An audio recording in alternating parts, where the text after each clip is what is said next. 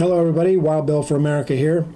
I believe it was Billy Graham's wife Ruth who said, if God does not judge America soon, he will have to apologize to Sodom and Gomorrah. Now for those of you who don't know about Sodom and Gomorrah, they were two cities that celebrated sexual perversion. Their sexual sins were so bad that God destroyed those cities with fire from heaven. And ever since that day, man-on-man sex has been called sodomy in remembrance of God's wrath against the city of Sodom. And those who practice such things are called sodomites. In the USA, they're often known as homosexuals.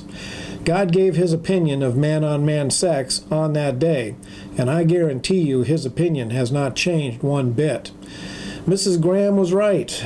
God is a God of righteousness who cannot let sin go unpunished forever. The sexual sins of the USA now surpass those of Sodom and Gomorrah, and those of us who know God personally are seriously concerned. We know the hammer of God's judgment is going to fall on the USA. We see signs of it beginning already. The first sign is God giving people over to a depraved mind to do the things they shouldn't do.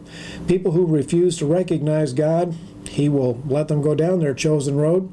They will think they're getting their way until it's too late.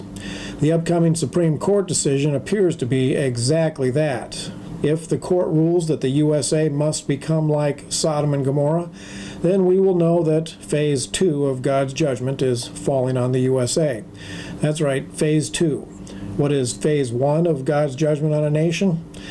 He allows evil leaders to rise up who lead the people away from honoring God and who often launch persecutions of men and women who are loyal to God. And Phase 3 is national disaster, the often total destruction of the disobedient nation. Unless the USA makes a wholehearted return to being one nation under God, nothing can stop the disaster that comes from violating God's law. Ronald Reagan once said that if we ever forget that we are a nation under God, we will be a nation gone under. Well, that day is almost upon us, and unless the Christian church comes out from behind closed doors to get into the fray, we may well be a nation gone under.